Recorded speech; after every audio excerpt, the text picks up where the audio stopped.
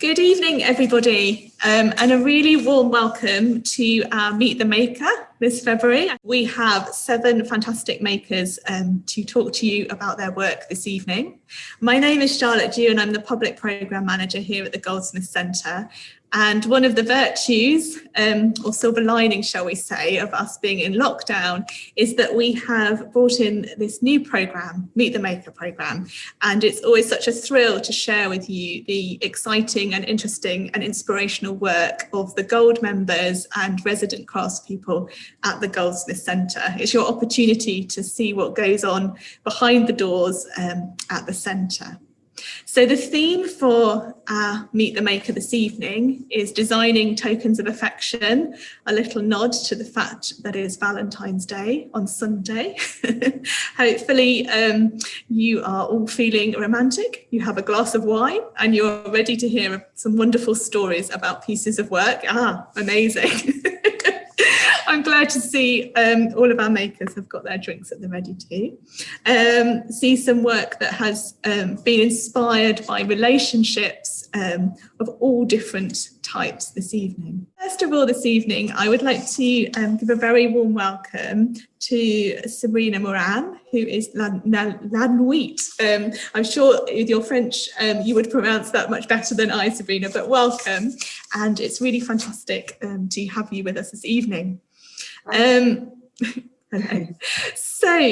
we can see before us this suite of jewellery, and what immediately strikes me about it is your interest in symbols that we see in other places. Could you tell us a little bit about where you draw inspiration from and where you might take these symbols from and why you use them in your jewellery? Hi. So yes, I think my brand is a lot about symbolism, and I do a lot of research about those kind of things. I'm obsessed with magic and antique engravings and alchemy. So that's something that I research a lot, and and also for this piece, especially it's the religious iconography that I really look to a lot as well. Even though I'm not a very religious person, I'm very drawn to churches and graveyards and places like this where you've got lots of meaning and symbols. And yeah, I think I'm looking for meaning in everything. I want to imbue all of my pieces with as much layers and as much personal meanings, but also to allow people to see something that means something to them. So yeah, lots of symbols. Yes.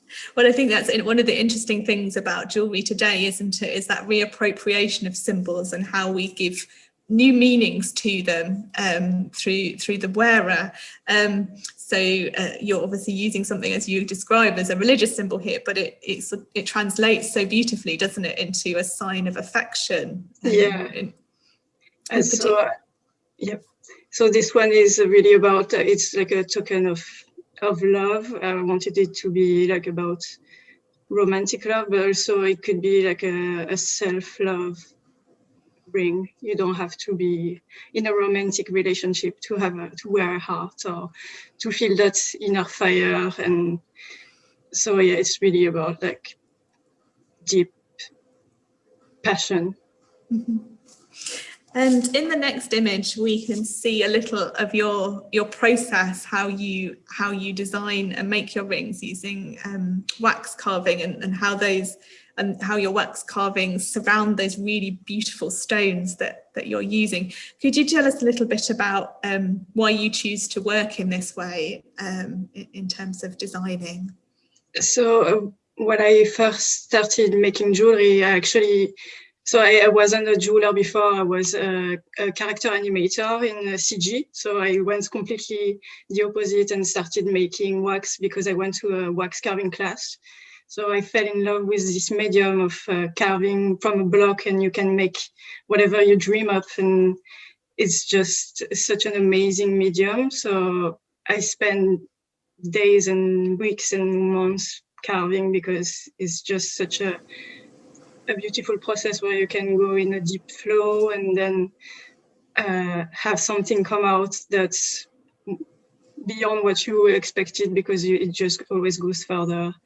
And then the casting process is another, it's kind of an alchemical process to me. So it goes through so many different processes, and then in the end you've got this final piece that has so many layers of making and meaning and symbols. Yes. So would you I think we see a little of your process here, but do you build a design around a particular stone that you found that you want to work with, or how do you approach that?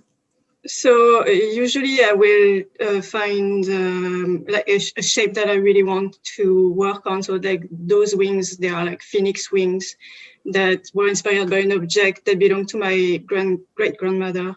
And then once I have those wings, I try to find stones that would work beautifully with it, and then try to find ways to make beautiful settings that will make them pop out. And the garnet, for example, is kind of the story of the phoenix with the fire and the red of the passion and the renewal. And yeah, so it's kind of both ways. Sometimes I find the stone, and sometimes I look for a precise piece. I think we get a sense, particularly in the ring on the left, that sort of drama that you're creating with that garnet, that with the flame above it. Yeah, I also love just to finish on this one, I love the meanings behind stones as well, because they all have kind of properties. So for example, the garnet is like fire and the blood, and those kind of meanings behind them. So you can always find different layers of storytelling behind everything, whether it's the stone or the symbol. Yes. And I think that particularly within the times that we're living in at the moment, jewellery has, those properties, those talismanic properties of jewellery, I think we're very interested in, because other types of symbols are more restricted. So yes, it has a real place in people's decisions to buy things, doesn't it? Yeah. So we have this really dramatic set of 3 rings, and what I love about this is the way you've married what is quite, I guess, the more traditional style eternity ring with these very dramatic symbols, top and bottom. In particular, I was interested in the symbol of hands. Is that taken from a particular place? So it's based on the traditional Fede ring hands. They date back from the Roman times, and they've been used as wedding rings and friendship rings throughout times. So that I love that idea of it being so old, and it's a symbol that carries so much story and meaning. But I wanted to make it with a twist. So the hands for the trust and the togetherness, and then the diamonds for forever, diamonds are forever, and then the fire for the passion. So it's like you can have it as like a wedding set, and it's like a story of love and passion. Yes, it's a really wonderful combination, and very contemporary and original. I absolutely love it. Thank you. Thank you so much, Sabrina. It's been fantastic to see you tonight and to see some of your work.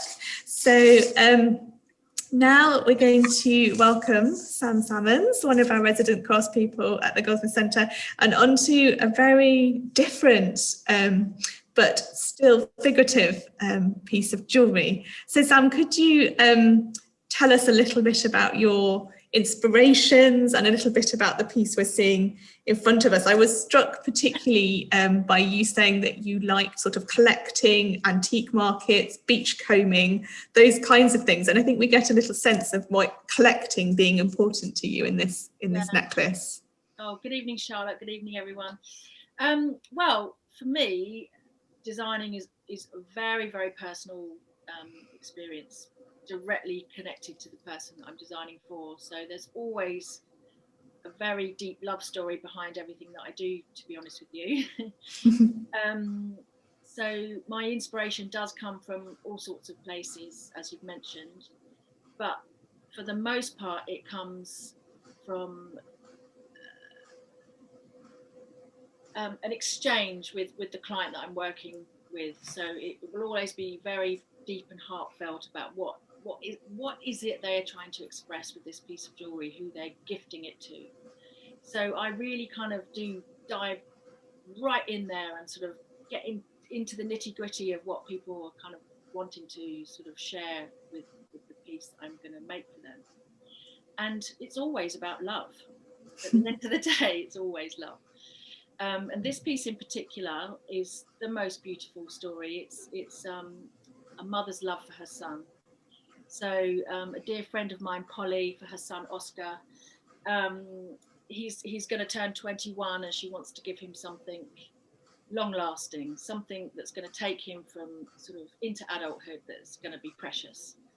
So the bear is very special to the pair of them. Since he was a baby, he's called Little Bear. This kind of developed so much over the years that the bear has become his spiritual animal.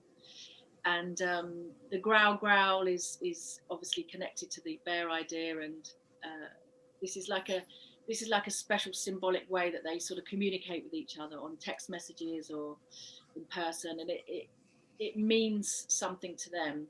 So it can mean I love you, bye, hi, I want your attention, mum, can you send me some money probably to university, or whatever it might be. So that's their little thing, growl, and the bear and the diamond is for, you know, precious eternity. And there's actually another charm that goes with this necklace that's not photographed, and it's a little mini eternity ring charm, and it's got grey diamonds all the way around. And to quote Polly, what did she say about it? She said she means it as a kind of talisman, a good luck charm of where he came from, and that he'll always have my love with him, and that I'm still here when he needs me. It's a very sentimental but heartfelt piece, a symbolism of our relationship and love for each other. I mean, it's just amazing. Like, I just love the fact that Oscar wears it. He loves gold, and he just loves his charm necklace, and he carries it with him everywhere as a good luck charm, and always just being totally reminded of his love with his mum. Isn't that great? It's absolutely beautiful. Yes. Well, thank you for sharing that story. It's very lovely. And we, within this day and age, we all have these sort of little things that we say in text messages and in exchanges, which are important to us. And so it's rather lovely that you've been able to, bring that in and make, there's a permanence to that exchange. The bear for me he's so beautiful and so expressive. Could you tell us about, I mean, did you carve him in wax? Where does the bear come from? So he was carved in wax, and he was sort of finished with the help of the engravers to get it just perfect. But he's become, I think there's something like almost spiritual about this bear. He really is like there as a protective talisman, and I don't know, he's just got this sort of stare, hasn't he? Yes. When I received the image from you, I was completely charmed by him as a charm. He's really wonderful. As I understand it, that your work is largely bespoke, and you are responding to clients and what they would like to express, as you said, through the pieces they are gifting. So here we move to something which you call it royal blue, and it's an incredibly regal design, this crown style design. Could you tell us a bit about the story behind this beautiful sapphire ring? This is an absolute beautiful love story yet again. This is Natalie and Chris, and Chris wanted something absolutely unique for her because she's very exotic. She's French / Bengali, and or Bengali. I think I might have said that wrong. And Chris, their love is based on a love of languages and this, that, and the other. And he wanted to include a very old sort of Somalian text around the stone, but it just wasn't quite working with the way we could hold the gem so perfectly. So I came up with this idea to sort of like scoop around, and it's just like Chris's love for her is very regal. It's so profound. It's like she really is his queen, you know. So the crown idea came together, and also the colour of the metal was to complement Natalie's skin tone, and it's her love of colour in life and clothing and everything. He didn't want a white diamond, so it was very much a collaboration yet again between Chris and myself. And she just, when I actually wrote to her recently to say, you know, how did you feel when you got this piece? And I'll quote. And she's like, a token of affection. She said, it seems way too casual to express this ring. She said, my gorgeous blue sapphire and diamond engagement ring, what it means to me. It symbolises Chris's love for me, his desire to marry me. He's such a thoughtful gift giver. She said, something one of a kind for me. And it's just, you know, she's so precious about it. She just loves it so much. And I thought it might be quite nice to hold up an image of the two of them. Oh, we can just see that, Sam. That's wonderful. To give some personality to the people that these pieces are for. The photograph is by Adrian Travis. So this is one of my favourite pieces that I've ever commissioned, actually. That's why I included it. I love the sapphire. I love the heraldic sort of atmosphere of the whole piece, and it's just splashing of the diamonds. It's just, just love it to pieces. I quite like one myself. So as part of your design process, it must be a really interesting journey of having conversations over a period of time to get that design just right. It does take time. But one of the things that comes out of my relationships with my clients is they have longevity. I mean, you might not hear from somebody for quite a while, and then they pop up again and they want something else. And it's you know, again, it's a love story. It's all about sort of building those relationships and staying in touch. And, you know, you don't commission bespoke pieces that often, but they always remember me when they want something special to mark an occasion. And that's great. And I'm so proud to be the one to make it for them, you know. Absolutely, yes, you're part of that special moment in their lives. And then we come to a third piece of your work here, and I'm not sure if this was made to commission or not, but we have these very dramatic, beautiful black diamond earrings, which I can only think if you'd have somewhere very special to go with these on. Well, these earrings just say everything about the person that commissioned them. So it's Patina in Australia. She was in London, now she's moved to Oz with her husband and 3 girls. So Patina is larger than life. She's very beautiful. She's commissioning them for herself for her 50th. She's like, I want a pair of knockout earrings, Sam, and I want them to represent everything that I've kind of achieved and where I've got to and what I've put into everything in life so far. And, you know, this amazing woman, she's built a house from scratch upwards and won awards, and she's got 3 amazing daughters to be so proud of. And, you know, she's moved to the other side of the world, and she just, you know, she can rock these earrings. She, you know, Patina is, as they're named, I am the universe. These are empowering earrings. They're dazzling black diamonds. She knew exactly what she wanted and just said, over to you, Sam, make me something amazing.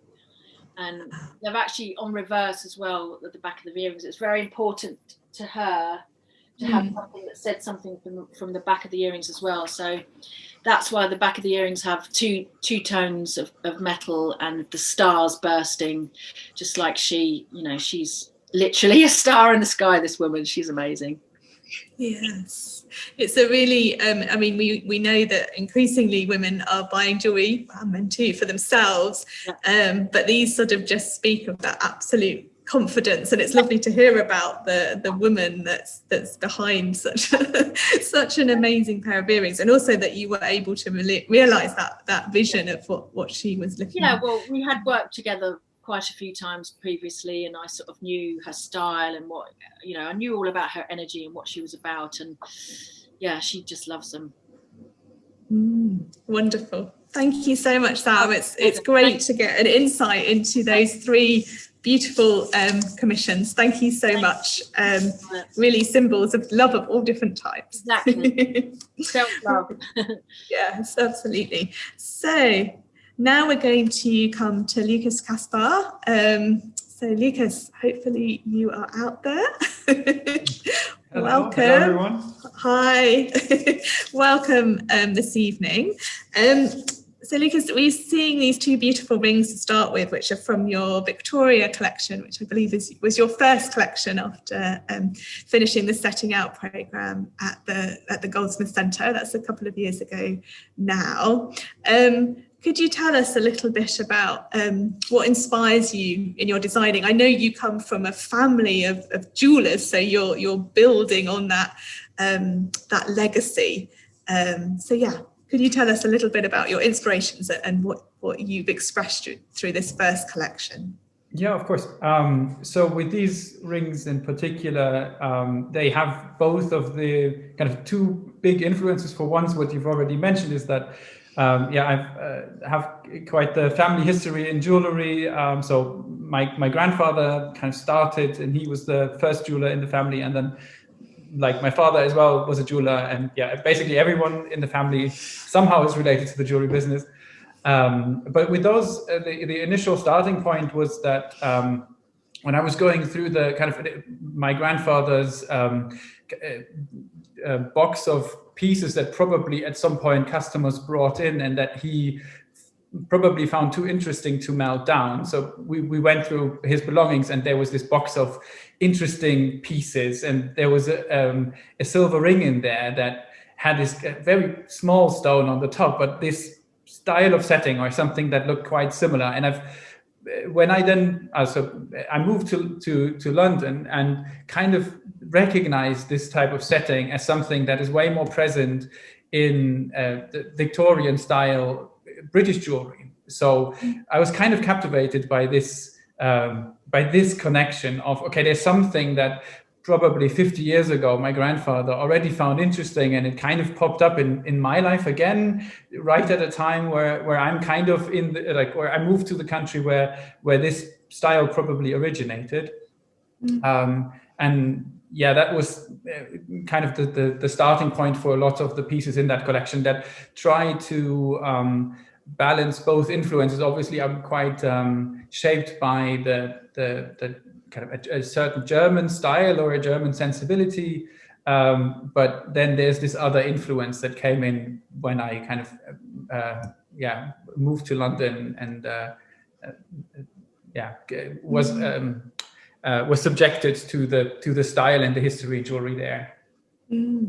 There's some, I think, particularly with the design, it strikes me that you can read it in so many different ways. There's a sort of floweriness, there's a sun, that, you know, there's a burst of a star, there's all these different ways in which you can read that design. And I was interested in something which you said, which was that you're interested in different stone cuts so that they can give you unexpected light refractions. And I think that that's something that shape around the diamond seems to really enhance that. Could you tell us a little bit about why you choose the cuts that you do? Yeah, of course. So those are they're rose cuts, so kind of domed, faceted cuts. But in this particular case, they have a lot of body underneath. So I found them quite striking. Obviously, I didn't have those specifically cut to my specifications, which I do in other stones that I work with, but these ones were actually a lucky find, something that I just found quite interesting, quite fitting, because I'm again trying to combine 2 influences. For once, a fairly or I like if it evokes 2 different flavors, something that is fairly angular in that case, that has like big facets and gives you a bit of a more kind of striking reflection. But on the other hand, something that looks quite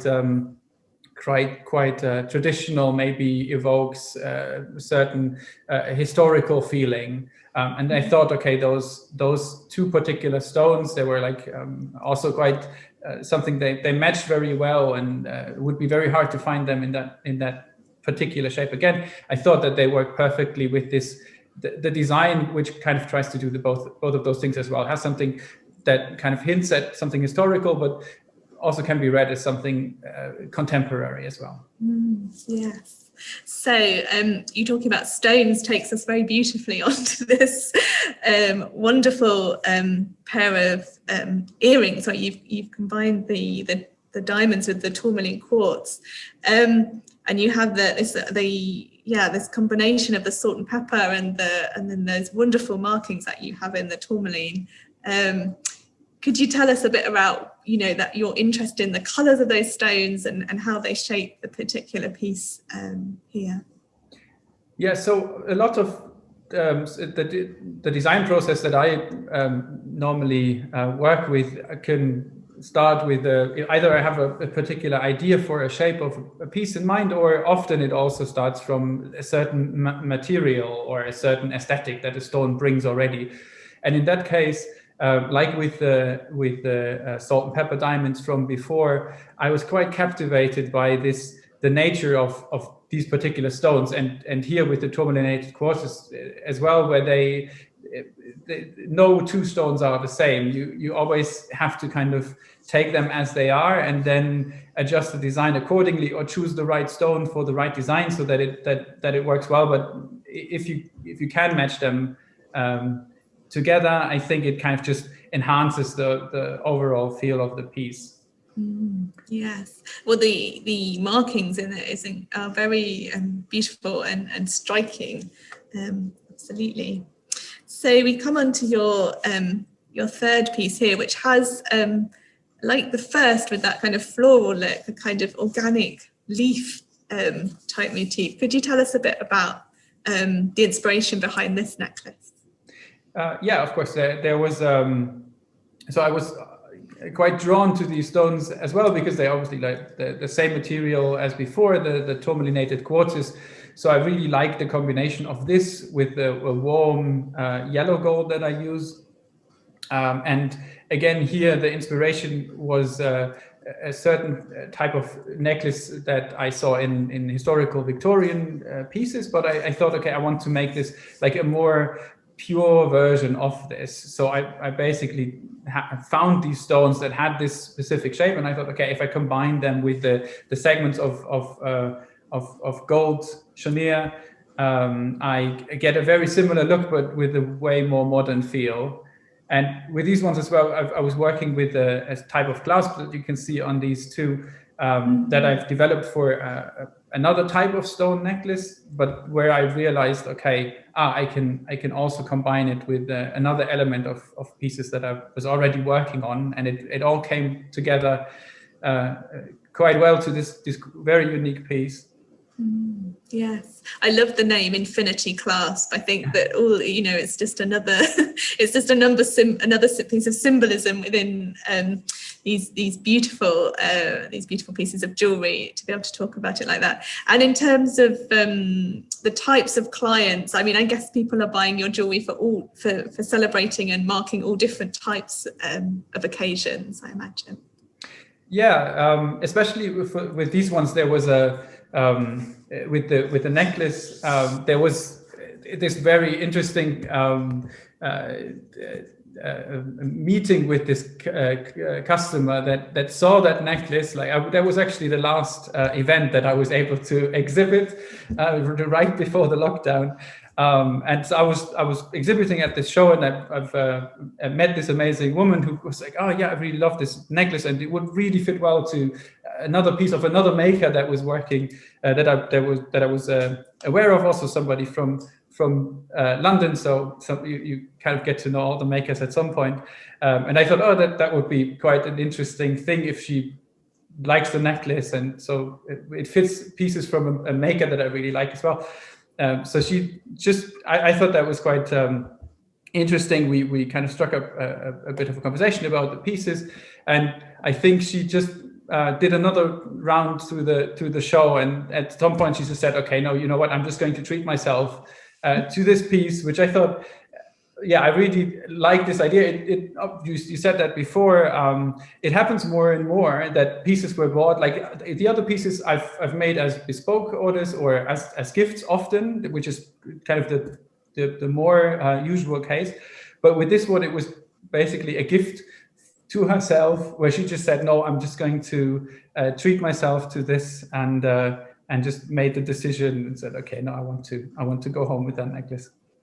I think by the end of this evening, we're all going to be in the mood for treating ourselves. Yeah. That's wonderful. Thank you very much, Lukas. Really beautiful pieces.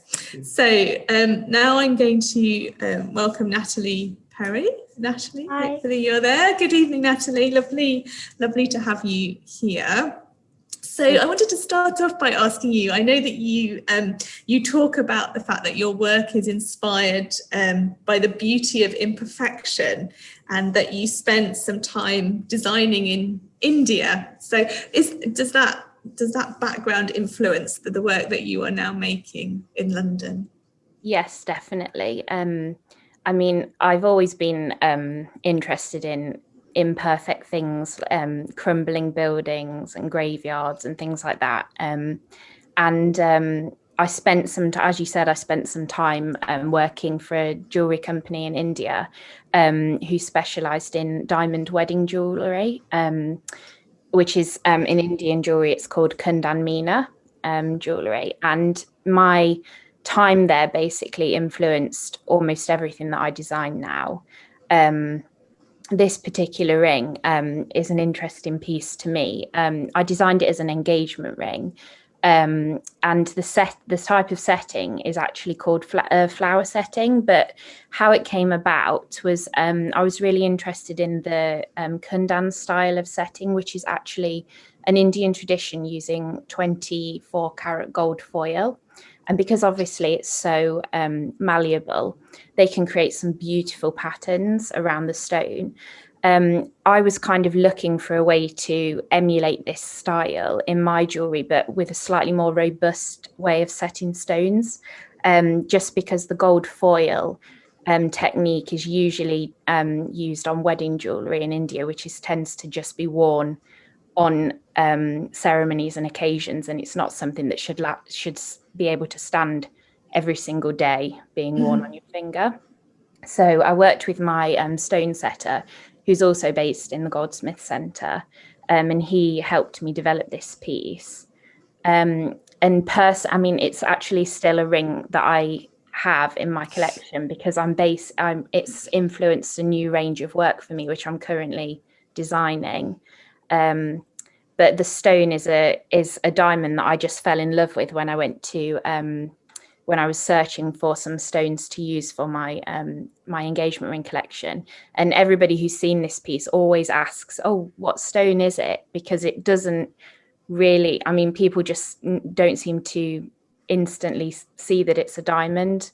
So yeah, I'm hoping it will find a home soon. Absolutely. Well, we've got a beautiful image of it in front of us, and you can see it with a collection of your other engagement rings, but it is a very striking stone, and it has this kind of amazing mood to it. It reminds me of the sky and the all the different colors that you find within that. And yeah, it's a stunning piece, and the way you've applied the decoration to the ring around the arms as well is really striking. Yeah, I always include a lot of natural elements in my work. I'm really inspired by like flora and fauna, so it always seems to find a way into my designs. And yeah, I worked with an engraver on the leaf detail on that, and that was taken actually from some Indian embroidery that I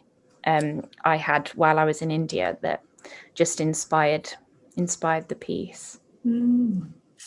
So now we're going to look at what I believe were pieces that were commissioned, which you within this design, you can make bespoke commissions that are symbolic to the person who's acquiring the piece. So would you like to tell us about these two rings?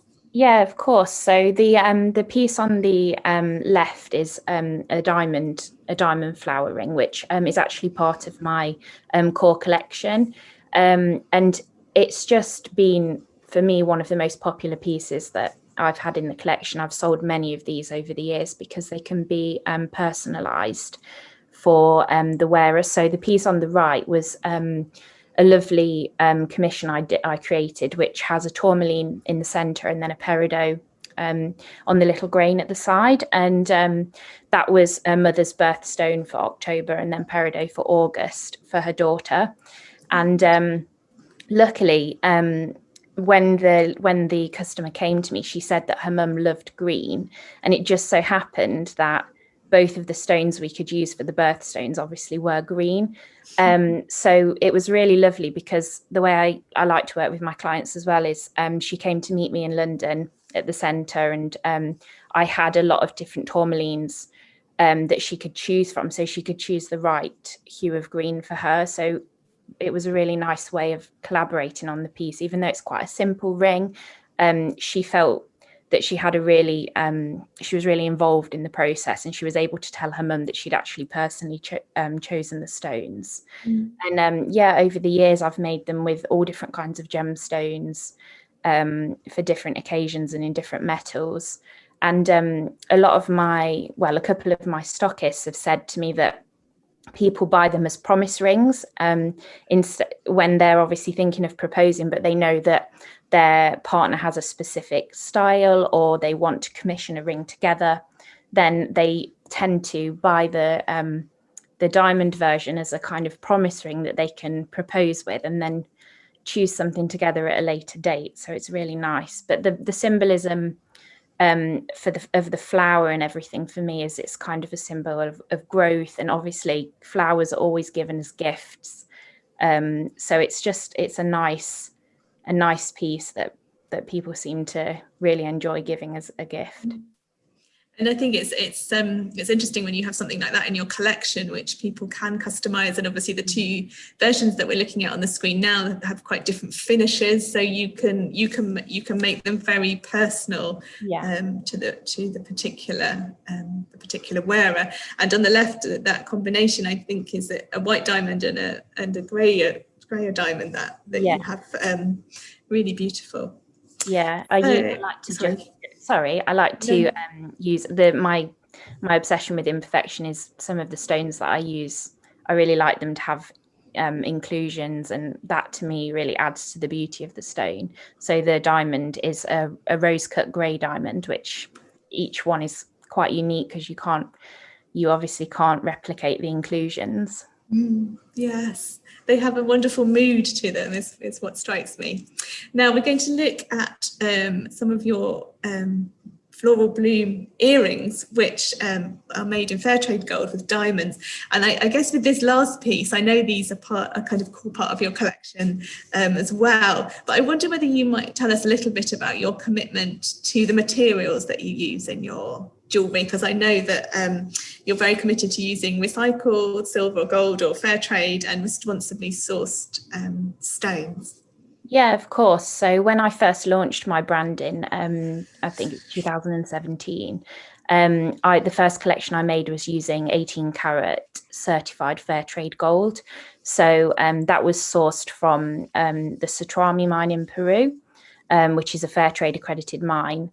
Basically, that means that as a designer, I pay more for the gold, and then the miners would receive an annual premium, which would mean that they could put that towards healthcare or community projects and educational projects. So it's a really great initiative. At the moment, I currently work predominantly in recycled, but then work to commission in fair trade gold as well. The piece on the screen, they are fair trade gold in 18 carat, and they are actually the first piece of jewellery that I ever made. And they influenced my entire floral fragments collection. The symbolism in it is actually, I was really inspired by the ancient, actually not ancient, but the traditional forts and palaces in Rajasthan, where I was living in India. And a lot of them, of course, have stood the test of time, but they have crumbling murals on the walls, and obviously they've been there for hundreds and hundreds of years. So what I actually did was kind of, this is a mandala style symbol, which represents strength and love and femininity and completeness. and I fragmented the pattern and basically was able to use that motif throughout the collection to create all of the pieces. And over the years, I've developed this design so that some of the petals have been removed so that it sits like a hoop earring. And a lot of people who tend to have bought them as like an alternative hoop earring. And that a gentleman bought one off me for his wife, and he said that she had really unique taste, and he just knew that she'd love them as an alternative hoop. But yeah, that's a bit about the materials that I use as well. But all of my I am committed to a sustainable process. So yeah, I like to use recycled gold and silver, and get as much information as possible from my suppliers as well about the gemstones and where they're from, so that I can inform the customer. Yes, I think it's something that is increasingly important to some customers, is understanding that, isn't it? What I love about this is that where you've the diamonds are almost hidden, and you can just imagine when the wearer has them on, just catching the right light, and you get those little twinkles in amongst that beautiful fragmented pattern that you have described to us. Thank you so much, Natalie. Lovely to speak to you this evening. Thank you. Now I'm going to welcome Clio Saskia. Clio, hopefully you are there. Hi, Clio. Warm welcome. So we are sticking actually with the exotic, aren't we? So we've moved from India to your beautiful and exotic designs. And also, I know you're someone who's committed to working with sustainable materials and fair trade gold as well, or recycled. Could you tell us why you are drawn to the exotic and animals and the things that inspire your particular pieces? Yeah, well, in the theme of today, tokens of affection, definitely, don't know, there's something about finding unusual animals who have their own habits and weird little features and sort of fascinating idiosyncrasies that really, to me, relates to what we love about our close friends and family. And it's always those little special things that they do that no one else does that we love the most and that we sort of remember them by. And that's part of why I'm drawn to the weird and wonderful animals that I choose. This piece in particular is the bowerbird, and it's called the flame bowerbird from New Guinea. And this is, I mean, the Casanova of the animal kingdom, because this male bird, he spends months building a bower, a nest structure from beautiful, specially chosen twigs, and he arranges them in this kind of shape that you can see in the bangle. And he cleans the entire sort of clearing around the nest, and then collects flowers, petals, leaves, plastic bottles that are all in a certain hue or a certain colour, and then waits for the lady to come along. She'll sort of fly along and check out a couple of the males, and then if she deigns his bower to be good enough, she'll go down and have a look, and then he picks up his little petals or plastic bits, and he'll do a little dance and try and get her to walk through the bower in a really sort of, you know, romantic, charming way. And I just found that an amazing thing for an animal to do. So I decided to I've sort of got a collection of a sort of an earring, and then a hoop and a ring, and then this bowerbird bangle, which in my opinion is the most sort of magnificent and sort of beautiful one. And I just find that idea of a man or a woman buying it for herself or buying it for someone else, and it's that gesture of a bowerbird puts this much effort in, and that's how much I care. That's such a wonderful story. I didn't know what bowerbirds did before you described that, and I also absolutely love the idea that some of the characteristics of the animals that you choose to be inspired from might relate to the characteristics of the person to whom you are giving it. So certainly someone buying this bangle, that kind of attention to detail and attraction and things. That's a really wonderful story. So I'm intrigued. Talking of idiosyncrasies. Can you tell us what the lump sucker fish, I'm assuming, can you tell us about him? Because he's rather wonderful too. I would love to. So this lump sucker fish, not the most romantic name, I know. So he's been affectionately named George. These lump suckers are, just quintessential idiosyncratic. So they are fish and they are terrible swimmers. They can swim for about a minute and then they get too tired and they fall down. And you think, a fish, what? But what they've developed over the years, rather than having fins on the bottom of their bodies, they've developed these tiny little suckers and they stick on to stones and rocks and kelp. So that's how they get about. And that's why they're called lump suckers. So they stick to kelp and wait for little food bits to come along and then they eat them. And then, they're a bit tired of that spot, don't like the view anymore. Lift off, float along with the current and settle somewhere else. And sort of that's kind of what they do. And luckily they're adorable. But what the way that I see this being given as a gift is very much, again, that feeling of you might not be good at everything, but this is what I love about you. And similarly, he is just such a little character and a little mascot and a companion for someone to sort of either go about their day or go to special events, and that they've got this really meaningful little companion that's cheering them on and sort of going with them to important things.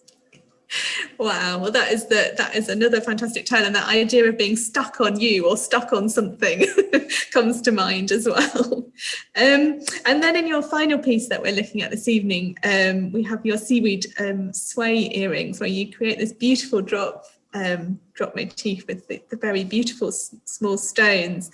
So here you've taken a more organic, inspiration for this piece. Yeah, well, literal translations of animals and structures aren't for everyone. So with this, I really wanted to look at, I love earrings that enhance the face and that do something a little bit more than just exist there. So I really wanted this to be an interaction between nature and a person who might be standing or interacting with the natural world.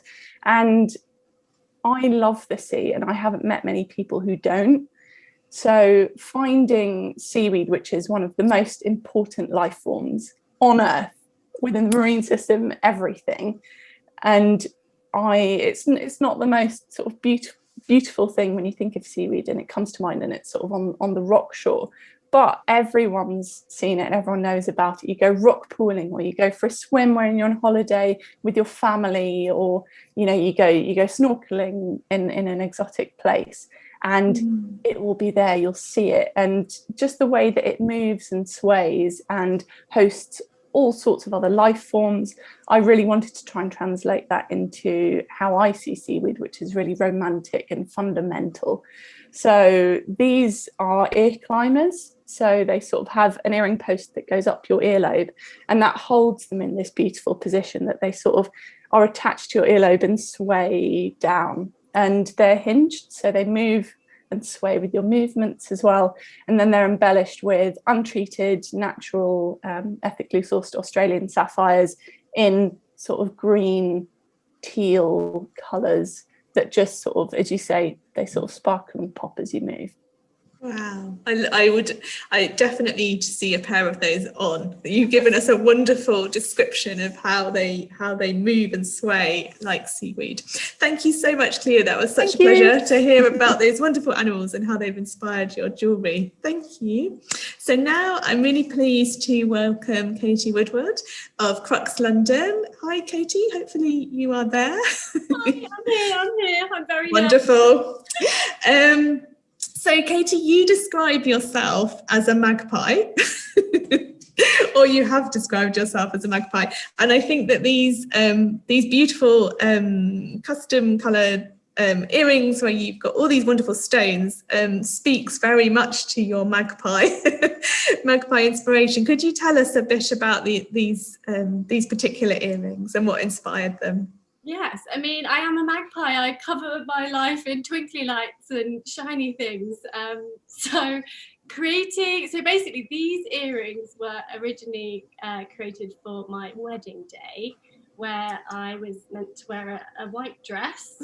I had, of course, incredible gold shoes, but I really wanted to inject a little bit of my personality into like what I was wearing that day.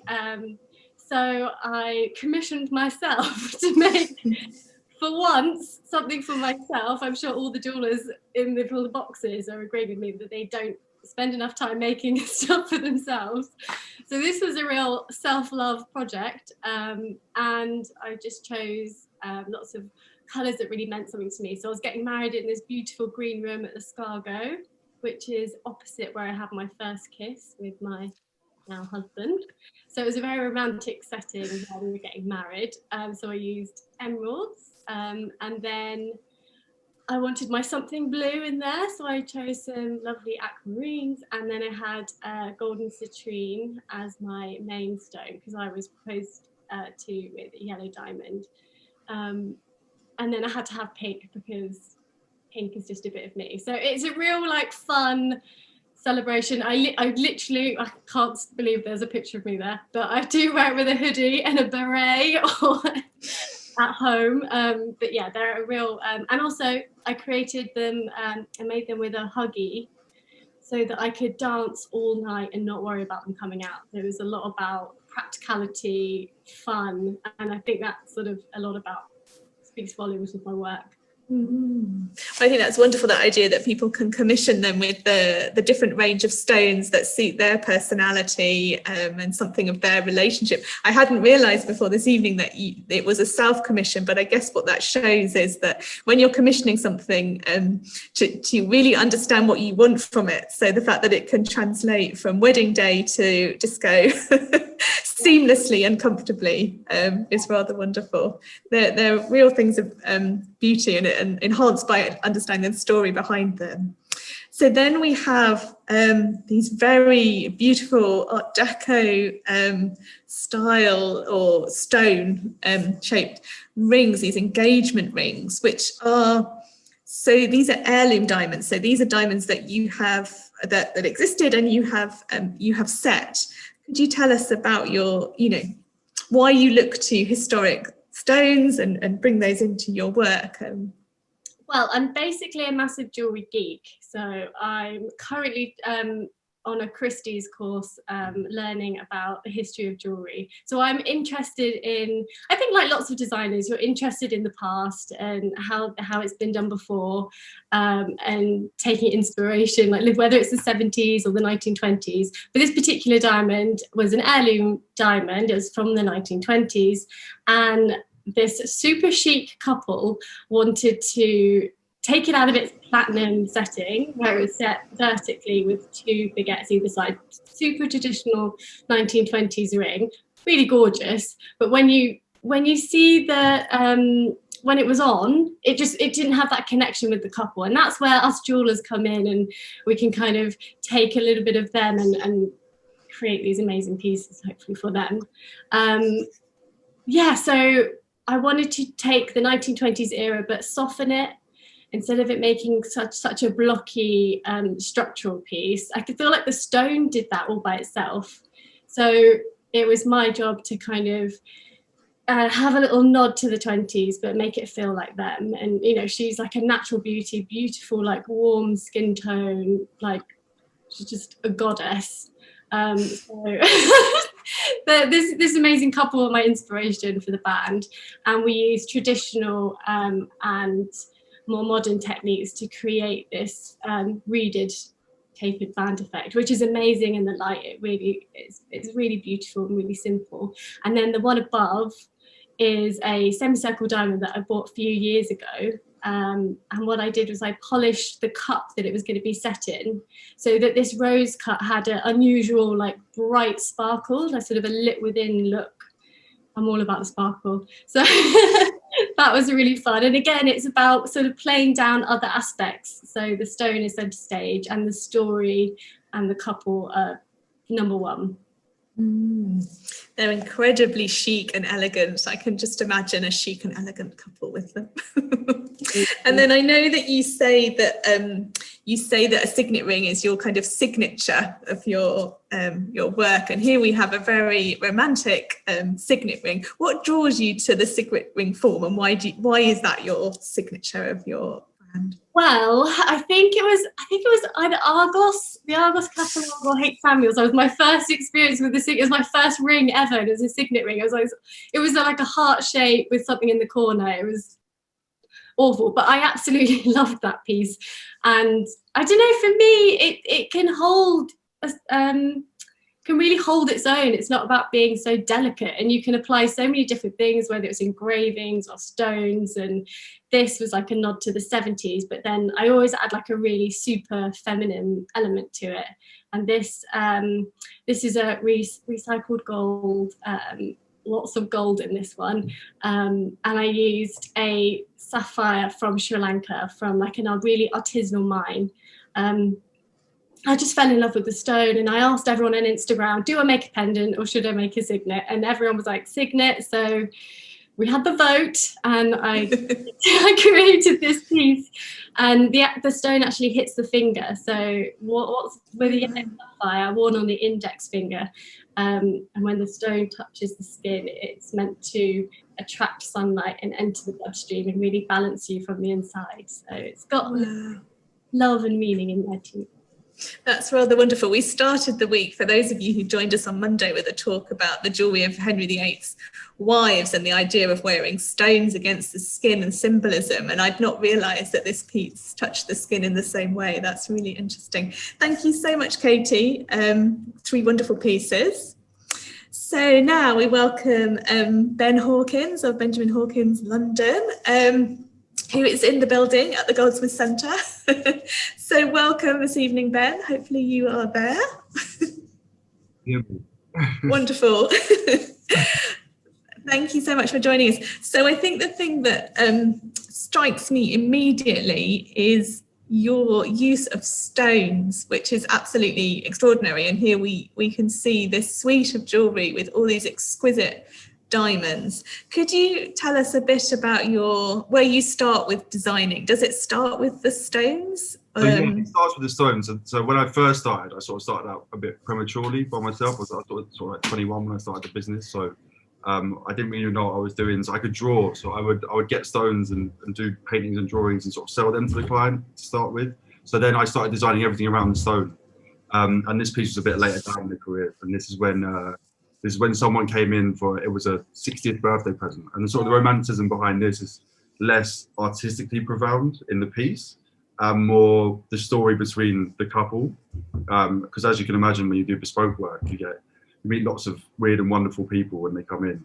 And these people, that was a particularly nice story. It's a bit of a rags to riches story. And as you can tell, there's quite a lot of diamonds in this one. This was, and every diamond was pretty perfect. We had to source them from Hong Kong, Israel, sort of New York and stuff to get a matching set. Quite rare cuts, especially if you've got every personality of each stone has to be the same. But yeah, he came in, he started off as a rat catcher. That was his first job. And he did that, and then he sort of built his way up, and he he just revered his wife so much. And it was such a lovely story. He worshipped the ground she walked on, and he'd saved up for this, and it was like as you can see, quite a large set. And then we made the piece. We managed to get. She obviously loved the diamonds, like quite a lot of people do. So he saved up to buy something really special. So we made a huge box for this. And there was every single diamond was certificated, so we had to have quite a big box to carry them. But then the box also carried a book, and in the book I did a hand painting. I do paintings for every piece that I do, but this one normally you get like a folder and a painting. So I do a drawing of the piece with the stone, and that's generally how we start. I get a selection of stones. I do designs, and then you pick a stone and we make something around it. But this piece was quite special. We made an actual book of of a painting of each one. And then he wrote his own message in the book. And it was quite beautiful. So like I said, this was, from a design point of view, like it was more of an engineering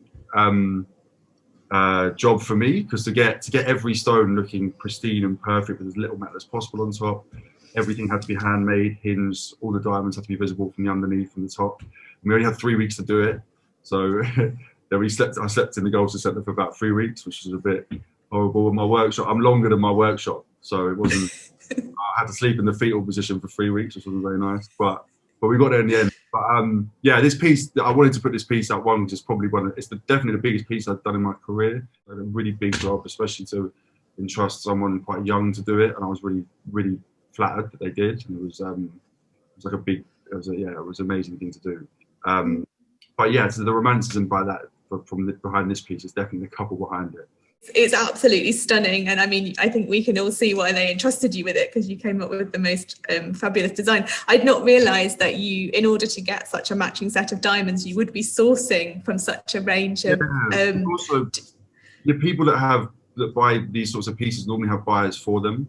They don't buy it themselves, so that buyer will test other people before they make a decision. But they've been to 3 other people in London beforehand, and we take diamonds out on approval. So you can take diamonds, then return them if you don't use them. But everyone had tried to take all the Asher, so the London reserves of Asher cuts were all gone when they floated the idea around. So it was really tricky to get it. So yeah, it was a lot of phone calls, it was a lot of favours, but we managed to get it. I'd love to tease at the story of the rat catcher. I mean, that sounds very Victorian. Exactly. I designed something with like rats in it before. I was like, no, I don't want that, mate. All diamonds, that's it. So yeah, we stuck to this in the end. It's wonderful. So the second piece of yours that we're going to look at tonight is there we go, is this cherry blossom ring. And we get a sense of the beautiful designs that you do, which you obviously kindly, you've explained how you share these with your client. So this was another commission, was it, this piece? Yeah, this was significant for me as well as for them. This was like, I started off doing bespoke wear because that was sort of all I knew, and I was still learning very much at the time. So whereas now people are approaching, I'll design something for them, it was very much, they would have a design to begin with, and then I would sort of make that. It's sort of evolving a bit now, but at that time, these clients, they commissioned my first ever engagement ring when I went by myself, and they were just lovely. We ended up we had an amazing rapport between both of them. I think they could sense the sort of like the nervousness when I was the first time I had my meeting with them. I think I went a bit overboard. I chatted a bit too much, so I overcompensated a bit, but we got there in the end. We made a really nice ring, and then they had their honeymoon in Japan during the cherry blossom bloom, and then they just came back, and it was amazing that they came back for something else. And since then we've become friends. I've made about sort of 5 or 6 pieces for them now, and this was the first job which I got given creative freedom on, which was really nice, especially as someone who that's where I would like to go. And it's amazing to see all these jewelers that have their own style coming through. You know, I don't have that so much yet because of the route that I've gone down, and this was one of the first pieces that sort of allowed me to have my input into that. Unfortunately, I put a lovely stone as well, which made it a bit easier. So the spoke for itself a little bit. But then so I encased it. I made a case. I wax carved the top, and then hand made and then melted the rose gold at the bottom, and hand made the ring. But I wax carved the top and then cut out the cherry blossom, and it's been set with natural pink diamonds all the way around, and peppered with sort of dotted. Can't really see it so well there, but there's natural pinks and natural whites and sort of everything in between. And then to make this bowl, and then we set it by lasering the bowls together, and then putting it in this sort of ornate shape. So yeah, and they were absolutely lovely people, and their story was incredible. So and then they trusted me again, so that was very nice of them, and that was sort of the story behind this one.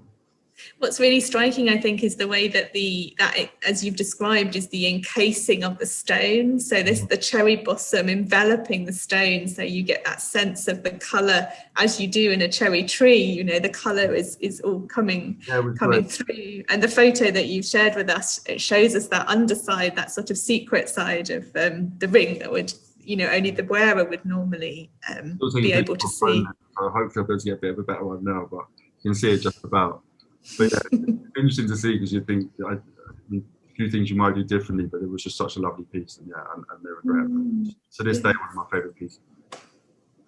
Yes, well, I think it's a really beautiful note to end on this evening. Thank you so much, Ben, and thank you so much to all of our makers.